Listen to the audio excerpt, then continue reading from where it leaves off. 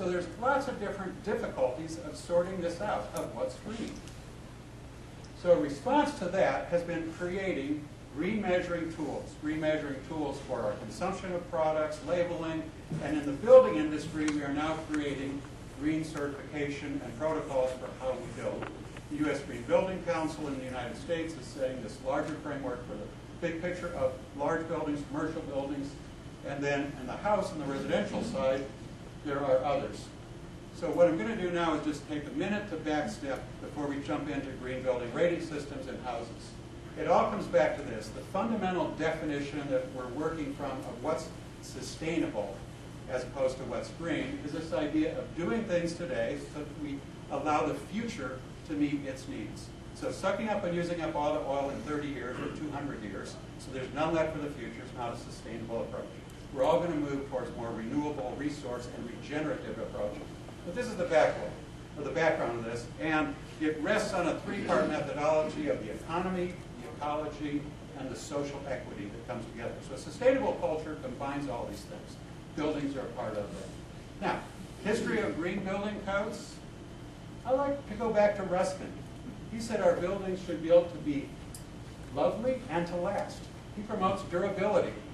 And so far, only one of the green building codes promotes beauty. They're all so stuck on fashion and things, they forgot that beauty might actually be a useful thing to talk about, to make things more sustainable because you want to keep them.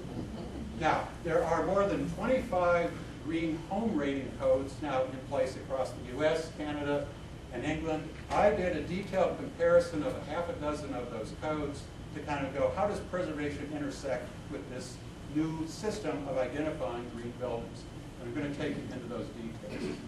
There's a broad consensus that there are these 5 principal categories that we're measuring of what makes something green. It's location and site, water use, energy use, materials, the stuff it's made out of, and then an environmental quality, sometimes that indoor environmental quality, and then everybody tweaks it a little with some other reward factors. But there's broad consensus about measuring what makes something green. And then we have these elaborate point systems. This is the U.S. Green Building Council's point system for their new homes protocol. And you're up to 136 points, and depending on how many points you get a ranking from certified to platinum. And interestingly, in this, the whole question of reuse of buildings or their demolition is pretty much ignored. This is a document for new construction. And it's just a fluke of these documents that you can apply to major renovation. So there's been a bad filter here or fit between these tools because they're really starting with the premise of we need to build something new and how we make it greener. And they're not asking the question we're asking was if I'm going to renovate or should I renovate or I want to direct the culture, how does this tool inform us? So it's not written about us. They all have these elaborate scorecards with all the little details in there of the green behaviors. You have check-offs, you get points for things that you do in your building. You add all those up. Now, here's a problem. It's filled with lots of little prescriptive items, and they get incredibly detailed. I think the Vermont Builds Greener has this thing about mulching tree limbs on your site, so you get a point for that. So anything that somebody could think of that might have environmental benefit tends to get in these systems, but the weighting of how they work is where the issue comes up. They also tend to be builder-oriented. They're thinking that here's what a builder can do, I get a point for this. They don't tend to be performance-oriented, except in the case of energy. Now, here's where we all have a collective problem.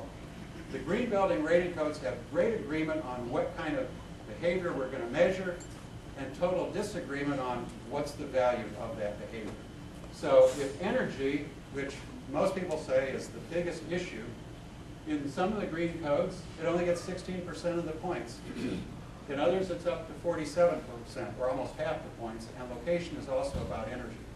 But as long as there's huge disagreement between what are these values, I think most of these green building codes are missing a huge amount of value engineering that needs to go into them. And they're missing the issue of building reuse.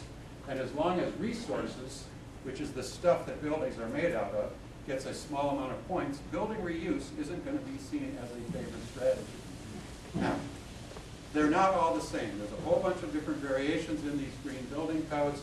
The U.S. Green Building Council has written one for new construction, and to be fair to them, very fair, they've also written one for renovation. It's not a green standard, there's no rating, it's a guideline.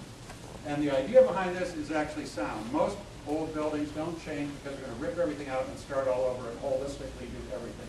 Most buildings change incrementally. This addresses that by saying, here are the kinds of things that people who own old houses are doing, or existing houses. It doesn't have to be old.